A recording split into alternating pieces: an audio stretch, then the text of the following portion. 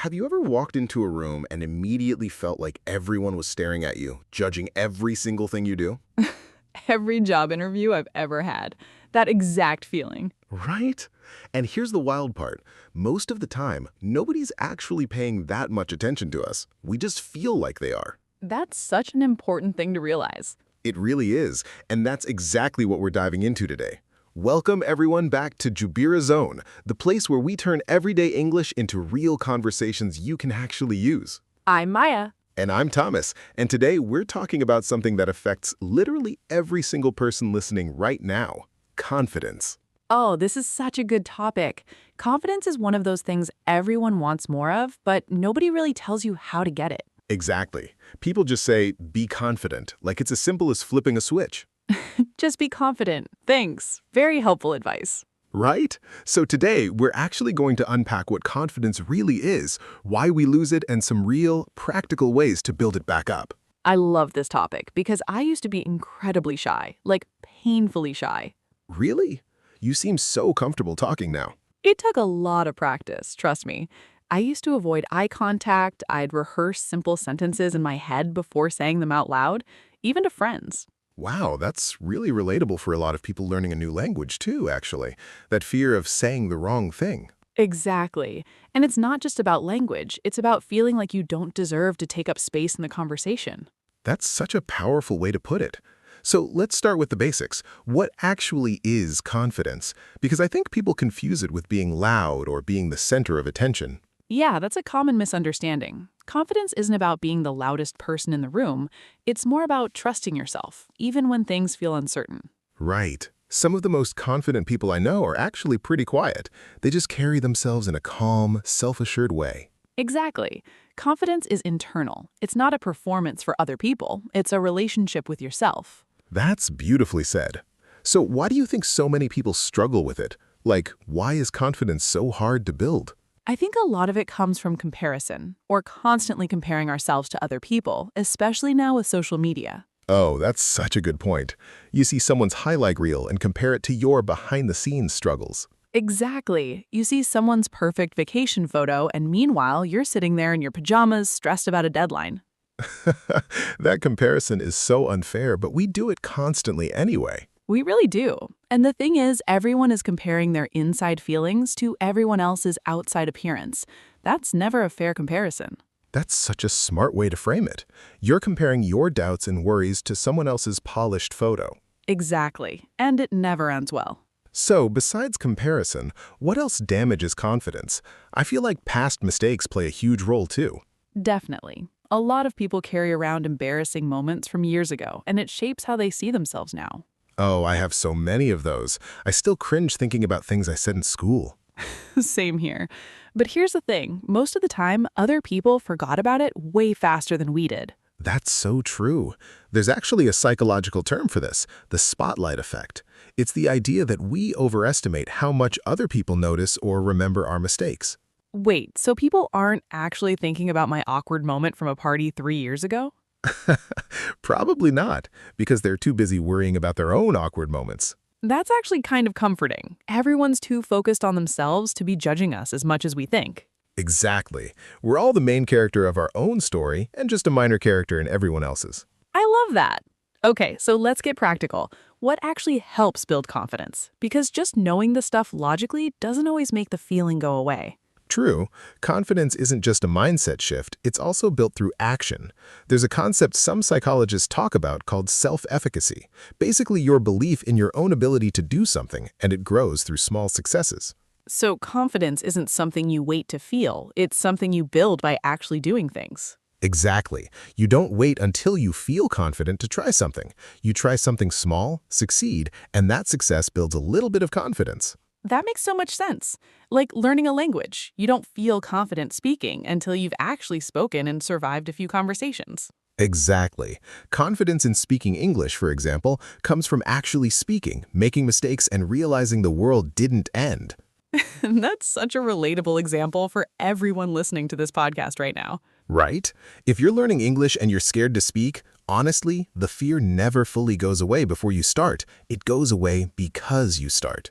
That's such good advice. Action comes first, confidence follows. Exactly. The opposite of what most people think.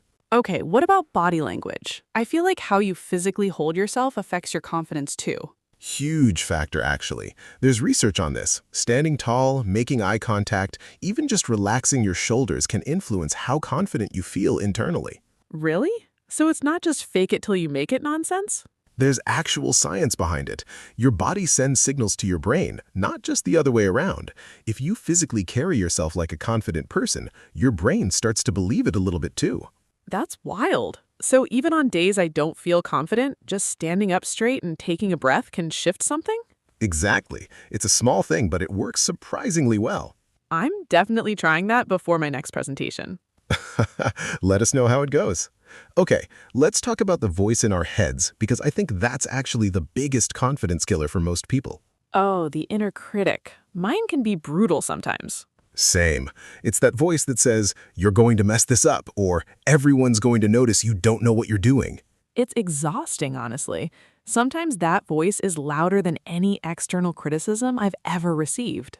That's such a good point. We're often way harsher to ourselves than anyone else would ever be to us. That's so true. If a friend made a mistake, I'd never talk to them the way I sometimes talk to myself. Exactly. And that's actually a useful trick. Treat yourself the way you treat a good friend. If your friend made a small mistake, would you scream at them internally for hours? No, of course not. I'd probably say something like, it's okay, everyone makes mistakes.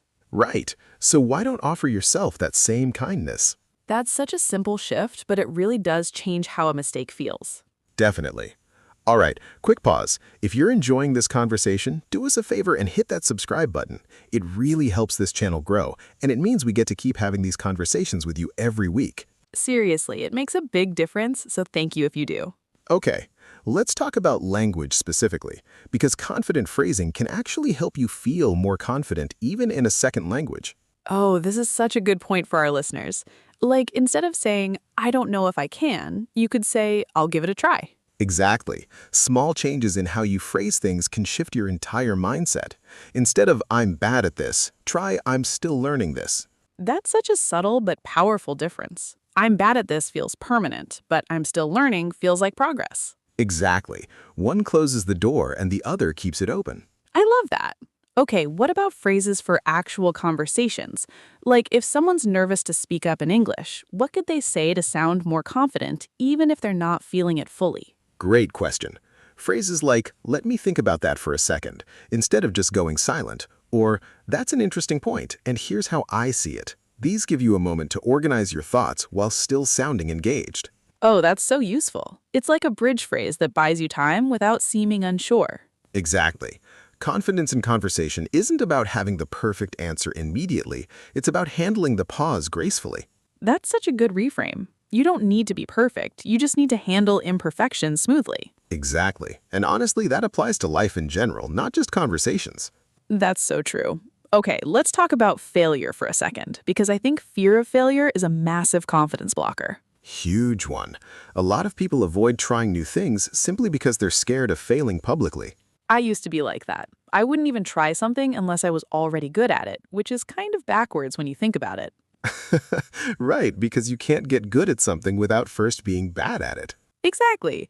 Nobody starts as an expert. Everyone starts as a beginner who probably felt awkward and unsure. That's such an important reminder. Even people who seem naturally confident in something, a language, a sport, public speaking, they all had a beginning stage where they felt just as unsure as anyone else. It's easy to forget that when you're only seeing someone's current skill level, not their journey to get there. Exactly. We compare our beginning to someone else's middle or end, and that's just not a fair comparison. That's such a good point to remember, especially for anyone learning a new language and feeling discouraged. Definitely. Your current beginner-level English isn't a reflection of your intelligence, it's just where you are right now in your journey. And that journey only moves forward if you keep speaking, keep practicing, and keep allowing yourself to make mistakes. Beautifully said. All right, what about celebrating small wins? I feel like people forget to acknowledge their own progress. Oh, this is huge. We're so quick to notice what we haven't done, but so slow to notice what we have accomplished. Exactly. Our brains are wired to focus on the gap, not the progress. That's so true. Like, if you've learned 50 new English words this month, it's easy to think, but I still don't sound fluent, instead of celebrating that you actually learned 50 new words. Exactly. That's such a confidence killer, always focusing on the distance left instead of the distance already traveled. I think keeping a small list of wins, even tiny ones, could really help with that. Definitely. Something as simple as, today I had a full conversation in English without translating in my head first. That's worth celebrating. That's such a great specific example. Small wins add up to real confidence over time. Exactly. All right, I think it's time for our quiz. You ready, Maya? Always ready. Question 1. What is the spotlight effect? A. A type of stage lighting. B. Overestimating how much others notice our mistakes. C. A confidence-building exercise. B. Overestimating how much people notice our mistakes. Correctamundo. Question 2. True or false? Confidence must be fully felt before you take action. False. Action usually comes first and confidence follows. Exactly right.